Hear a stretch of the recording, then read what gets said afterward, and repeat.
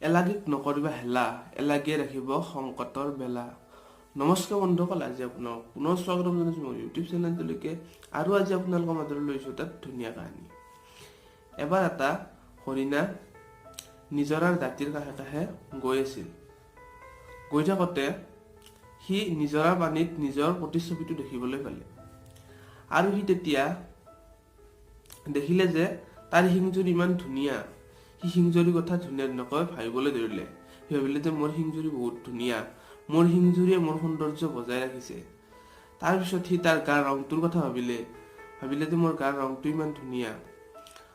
অৱশেষত সি তাৰ ঠেংকেইখন দেখিবলৈ পালে আৰু তেতিয়া মনেৰে ভাবিলে, মোৰ এই ঠেংকেইখনে কেনেকুৱা দীঘল দীঘল, ভাল নেদেখি কুৎচিত ঠেংকেইখন। এই ঠেংকেইখনৰ কাৰণে মোৰ সৌন্দৰ্য নোহোৱা হৈ যোৱাৰ দৰে হৈছে। এইধৰণে ভাবি আছিল। তেনেতে ক'ৰবাৰ পৰা চিকাৰীয়ে চিকাৰ কৰিবলৈ আহি আছিল। আৰু এই কথা গম পাই হৰিণাটোৱে সেই ঠাইৰ পৰা দৌৰ মাৰিলে। আৰু দৌৰি দৌৰি দৌৰি দৌৰি হৰিণাটোৱে চিকাৰী ক'ৰবাৰ ঠাইত এৰি থৈ আহিল। কিন্তু দৌৰি থাকোঁতে জংঘলৰ লতাৰ মাজত তাইৰ শিংজুৰি বজি গ'ল। আৰু তাই যিমানে শিংজুৰি লতাৰ পৰা উলিয়াবলৈ চেষ্টা কৰে, সিমানে শিংজুৰি বেছিকৈ লতাৰ মাজত বজি যায়। আৰু এই ধৰণে শিংজুৰি বেছিকৈ বজি গ'ল আৰু সি তাৰ পৰা ওলাব নোৱাৰা হৈ পৰিল। আৰু এনেধৰণে যুঁজি থাকোঁতে বহুত সময় পাৰ হৈ গ'ল আৰু চিকাৰী আহি হৰিণটোৰ ওচৰ পালে আৰু হৰিণটিক তাৰ পৰা চিকাৰ কৰি লৈ গুচি গ'ল আৰু সি মৃত্যুমুখত পৰিল। সি তাৰ শিংজুৰিৰ কাৰণে সেইদিনা মৃত্যুমুখত পৰিছিল। কিন্তু তাৰ সেই ঠেং চাৰিখনে যিমান পাৰে তাক সহায় কৰিছিল। কাৰণ ঠেং চাৰিখনৰ কাৰণে সি হয়তো সিদিনা মৃত্যুমুখত নপৰিলহেঁতেন, কিন্তু তাৰ শিংজুৰিৰ কাৰণে সি মৃত্যুমুখত পৰিব লগা হ'ল।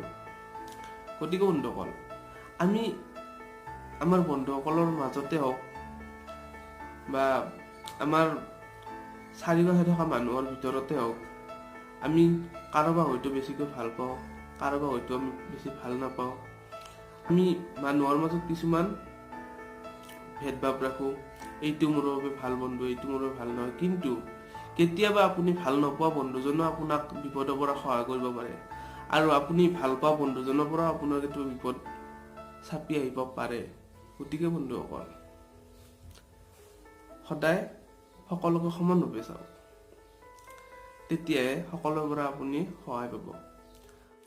আৰু বন্ধুসকল, ভোগালী বিহুৰ সকলোকে মোৰ তৰফৰ পৰা বহুত বহুত শুভকামনা থাকিল। আশা কৰোঁ সকলোৰে জীৱনবোৰ আনন্দৰে উপচি পৰক আৰু আপোনালোক সকলোৱে সুন্দৰভাৱে ভোগালী বিহুটো উদযাপন কৰক। যদি কাহিনী ভাল লাগে এটা লাইক কৰি দিব, কমেণ্ট কৰিব আৰু মোৰ চেনেলটো ছাবস্ক্ৰাইব কৰিবলৈ নাপাহৰিব।